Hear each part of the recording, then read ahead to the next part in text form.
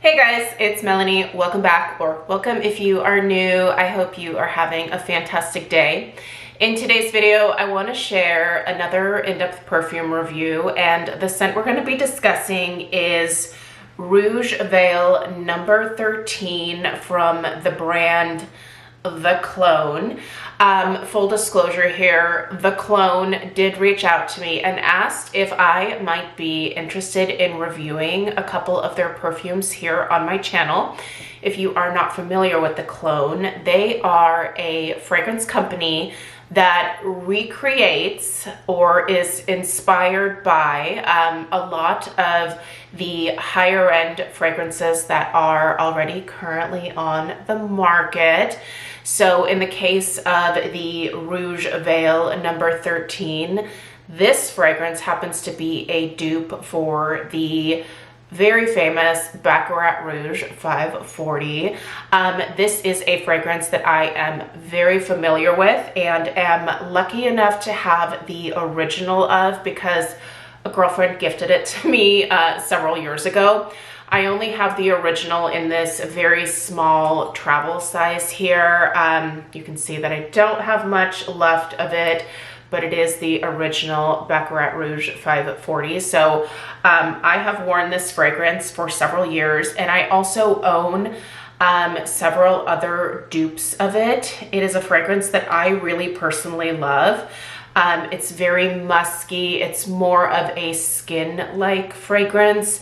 It's one of those scents that I think people need to get a little bit closer to you in order to be able to really appreciate and enjoy. So I think that that is kind of what makes this Baccarat Rouge 540 so special and why I've always enjoyed it. This also just responds really well with my body chemistry. So I love being able to find an affordable dupe, and when The Clone reached out and said that this was one of the scents that they were going to be sending my way, I got really excited because obviously I already love the original. So anytime that I can find an affordable dupe of that one, totally happy to try it. So in today's video, we're gonna dig into Rouge Veil number 13, and I'm gonna tell you guys a little bit about it, tell you how I think it compares to the original, if it's, you know, close enough to be a true dupe, or if there are maybe some differences that make this just maybe a little bit more interesting. We're going to talk about the overall wear of this fragrance on my skin, the projection, lasting power, all of that stuff. We're going to get into it. So if you are interested in my thoughts on the Rouge Veil number 13 from The Clone, stay tuned and let's go ahead and get into it. If you happen to be interested in purchasing the Rouge Veil number 13 from The Clone, I'll go ahead and link where you can find it at the very top of the description box, right below this video here. I will also put a discount code that you can apply at checkout that will save you a little bit more money off of your purchase. So happy shopping if you choose to participate. Let's go ahead and get started by taking a look at the packaging for the perfume itself. So your fragrance is going to arrive in just a kind of plain white box like this, nothing fancy, nothing over the top. The fragrance itself comes in a square glass bottle. You can see that it kind of has like a dark, smoky gray color to the glass. The lid is nothing overly special. It's just a plastic lid, but it does seem to close really tightly onto the top of the bottle here. So you don't have to worry about this lid popping off if you happen to be traveling with this one, but it's not magnetic or anything like that. The atomizer itself is really, really nice. It does give you a fine mist of the perfume. So let's go ahead and take a quick look at that. Do you see that nice fine mist? Oh, it's really pretty. I love a beautiful atomizer. I tell you what, there's nothing worse than a perfume that like splats onto your skin. It's awful. Anyway, let me go ahead and just do a little spritz over here. Listen, This is one of those perfumes that I tend to go a little bit maybe overboard with, because it is, again, something that people need to kind of come in a little bit closer to you in order to fully experience the fragrance. So yeah, I like that I don't have to be quite as careful with this one. Same goes for the original. It's definitely a long-lasting fragrance, but it's not super potent. So if you've never tried it and you're sticking your nose into it for the first time, you might be kind of like, oh, like it's not super strong, but what it is a long lasting. So the clone actually uses an extrait de perfume formulation. So these are quite long lasting. The extrait de perfume formulation really is one of the longer lasting fragrance options that is out there on the market. So if you're looking for a long lasting fragrance, this particular formulation is one that is definitely worth keeping an eye out for. So anyway, let's go ahead and actually read through the fragrance notes of the original Baccarat Rouge 540. And then we're gonna read a little bit about the clones version. And then I'll tell you what I think the very minor differences are between the original and the Rouge Veil number 13. So the original notes for Baccarat Rouge 540 include saffron, jasmine, amberwood, ambergris, heroine, fir resin, cedar, sugar, ambroxan, and oak moss. So very unique, very interesting, very musky. The original Baccarat Rouge 540 to my nose is very musky.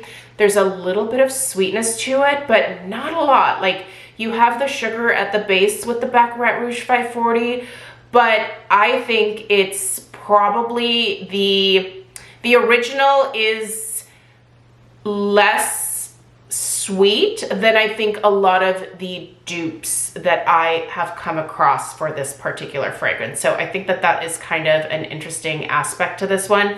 But listen, I love jasmine, and Baccarat Rouge 540 has the most beautiful, clean jasmine note. I absolutely adore it. Next, let's go ahead and read what the clone says about their version of the Baccarat Rouge 540. So let's see here. This compelling interpretation of Baccarat Rouge 540 bursts into life with the fiery intensity of saffron, a spice renowned for its bold and complex character. Its scorching heat opens the fragrance with an unforgettable entrance. So we've got that saffron at the very top of the Rouge Veil here. The incandescent warmth of saffron is masterfully balanced by the crisp, woody tones of cedarwood, adding earthy depth.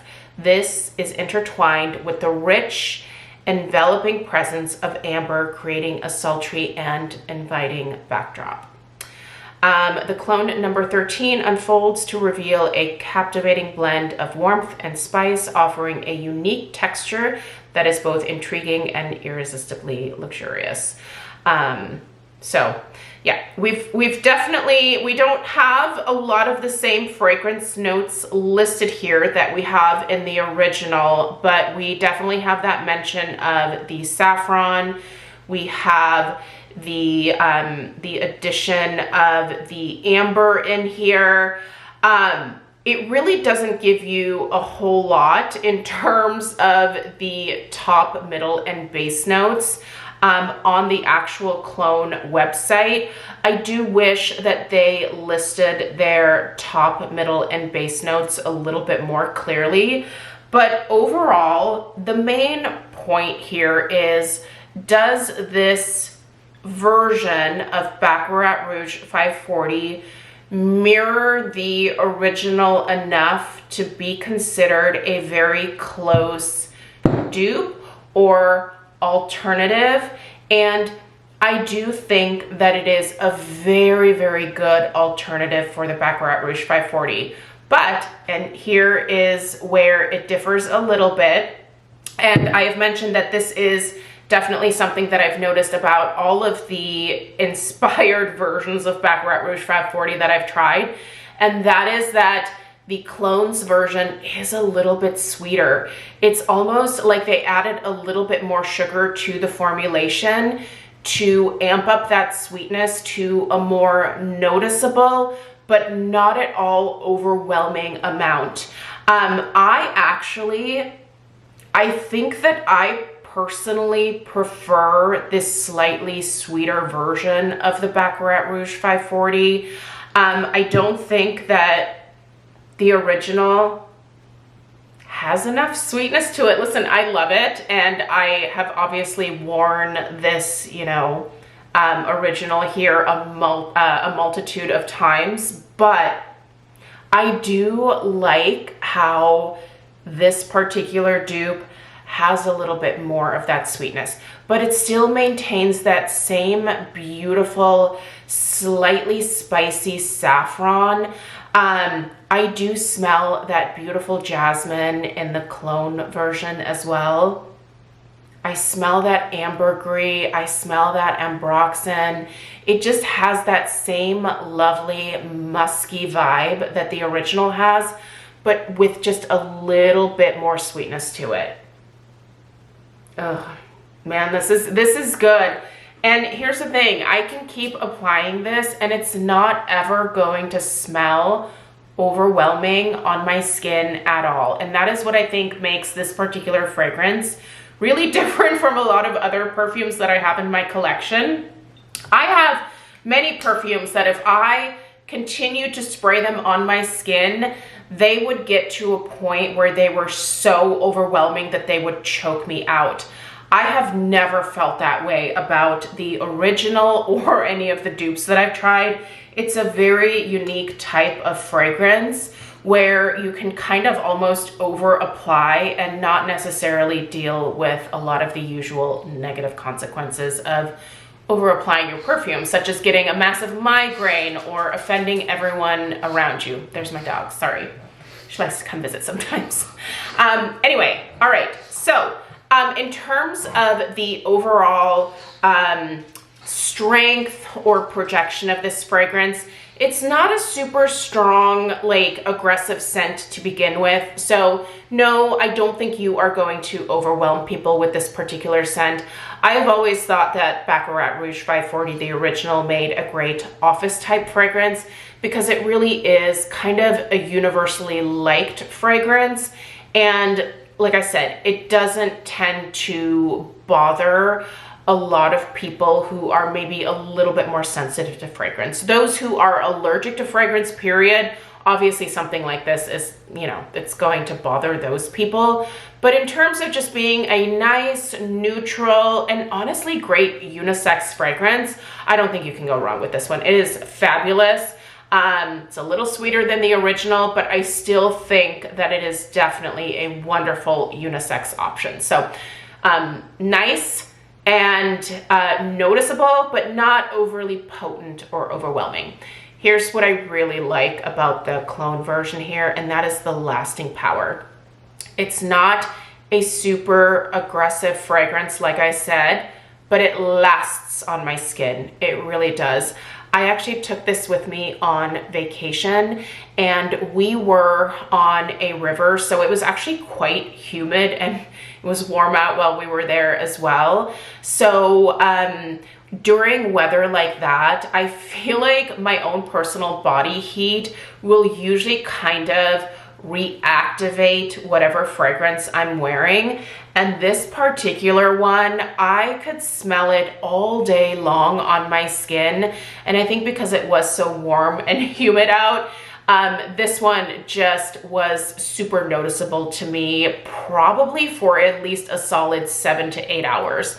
I was still smelling it on my skin after, I would say, a full work day, if you will. So for me, this is not something that I needed to reapply often at all. I would just kind of spray it over myself in the morning with a light mist, and then go about my day, and the lasting power was fabulous.